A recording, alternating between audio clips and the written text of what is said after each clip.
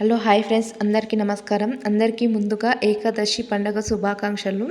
ఏకాదశి పండగ అనేది ఏ విధంగా చేసుకోవాలి, అలాగే ఏ మంత్రాలు జపించాలి, అలాగే నైవేద్యం ఏం పెట్టాలి, అలాగే రాత్రి జాగారం కూడా ఏ మంత్రాలు చదువుకోవాలి అనేది ఈ వీడియోలో ఉంటుంది.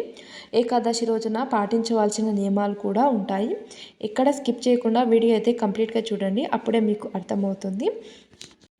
అలాగే ఫ్రెండ్స్, వీడియో నచ్చితే లైక్ చేయండి మర్చిపోకుండా, అలాగే సబ్స్క్రైబ్ కూడా చేసుకోండి.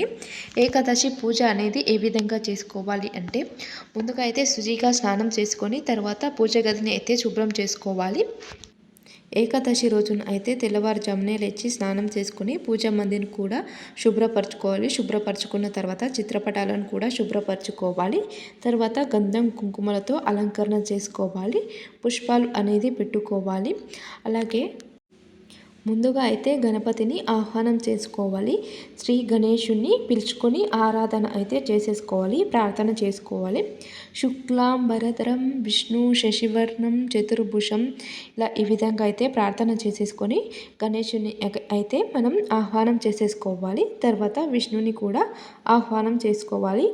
ఓం నమో నారాయణాయ అని మనం మంత్రం అయితే జపం చేసుకోవాలి. అలాగే చిత్రపటం లేదా విగ్రహంకైనా అభిషేకం చేసుకోవాలి.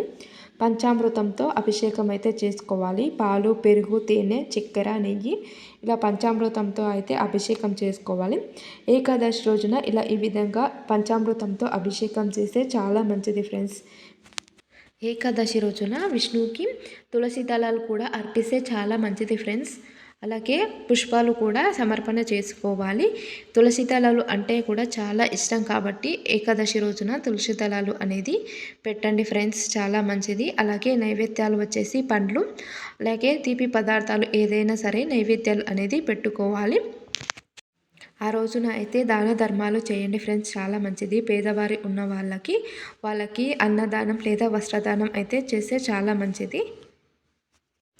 ఏకాదశి రోజున పాటించవలసిన నియమాలు వచ్చేసి, మనం ఉపవాసం ఉంటే చాలా మంచిది ఫ్రెండ్స్. ఏకాదశి రోజున సూర్యోదయం నుంచి మరుసటి రోజు ద్వాదశి రోజు వరకు, సూర్యోదయం వరకు అయితే ఉపవాసం ఉండాలి. అలా ఉండటం వల్ల చాలా మంచిది ఫ్రెండ్స్.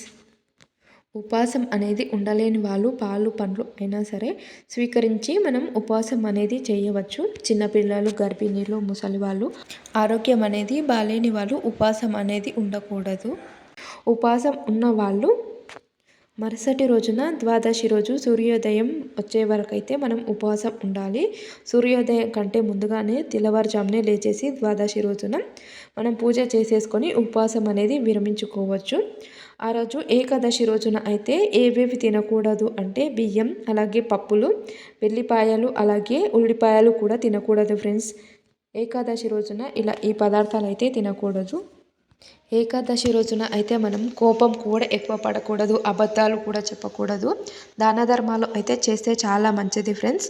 అలాగే శ్రీ మహావిష్ణువు యొక్క మంత్రాలు ఓం నమో భగవతే వాసుదేవాయ అనే ఈ విష్ణు మంత్రాలు అయితే జపం చేసుకోండి. ఆ రోజు జాగరణలో కూడా మనం శ్రీ మహావిష్ణువు యొక్క కథలు, మంత్రాలు, అలాగే శ్రీ మహావిష్ణువు యొక్క సహస్రనామాలు కూడా చేసుకోండి. ఇలా రాత్రి భజనలో ఇవన్నీ అయితే జపం చేసుకోండి.